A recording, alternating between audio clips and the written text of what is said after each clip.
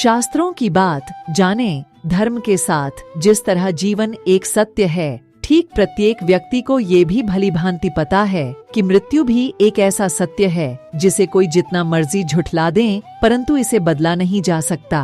कहने का अर्थ है कि जिसने इस पृथ्वी पर जन्म लिया है उसे एक न एक दिन अपने प्राणों की आहुति देनी पड़ती है।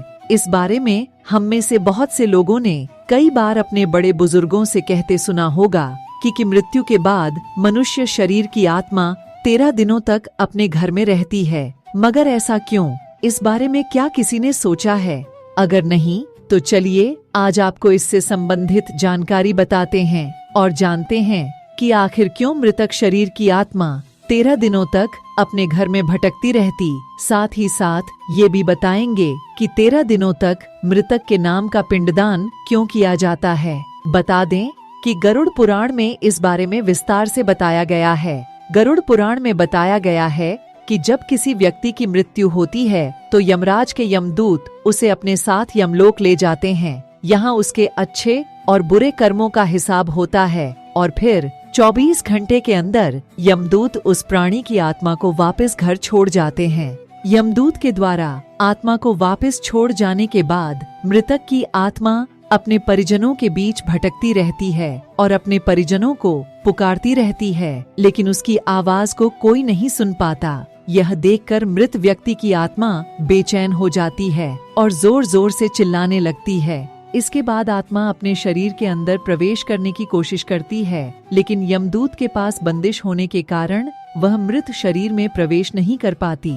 इसके अलावा गरुड़ पुराण की माने तो जब यमदूत आत्मा को उसके परिजनों के पास छोड़ जाती है तो उस समय उस आत्मा में इतना बल नहीं होता कि वो यमलोक की यात्रा तय कर पाए।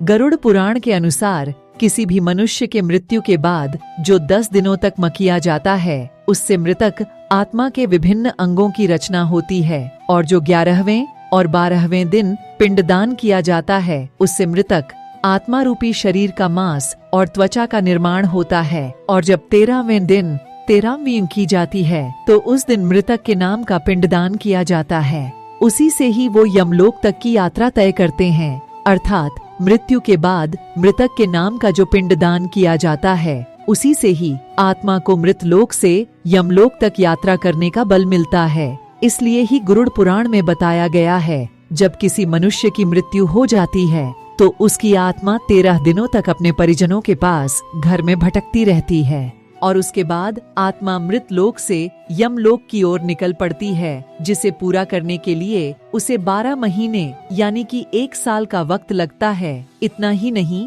मान्यता के अनुसार 13 दिनों तक मृतक के नाम का किया गया पिंडदान उसके 1 वर्ष के भोजन के समान होता है। पिंडदान न किया जाए तो क्या होगा?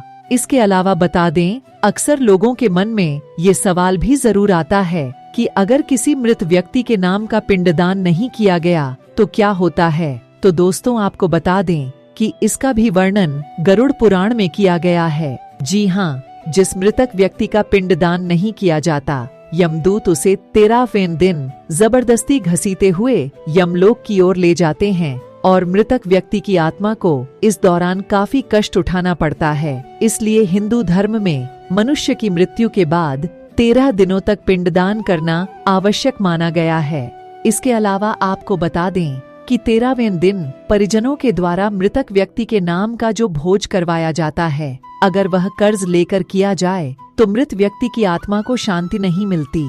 इतना ही नहीं, गरुड़ पुराण में यह भी बताया गया कि जो व्यक्ति जीवित रहते हुए अच्छे कर्म करता है, मृत्यु के बाद उसकी आत्मा को यात्रा के दौरान यमदूत कोई कष्ट नहीं देते और जो व्यक्ति बुरे कर्म करते हैं उसकी आत्मा को यमदूत यात्रा के दौरान कई यातनाएं देता है और आत्मा को कई कष्ट भोगने पड़ते हैं। दोस्तों, ऐसे ही वीडियो देखने के लिए हमारे चैनल को सब्सक्राइब करें और वीडियो को लाइक करें और कमेंट में बताएं आपको वीडियो कैसी लगी और यह भी बता दें आप कहां से हमारी वीडियो देख रहे हैं, जिससे हमें भी पता चल सके हमारी वीडियो कहां तक पहुंच रही है।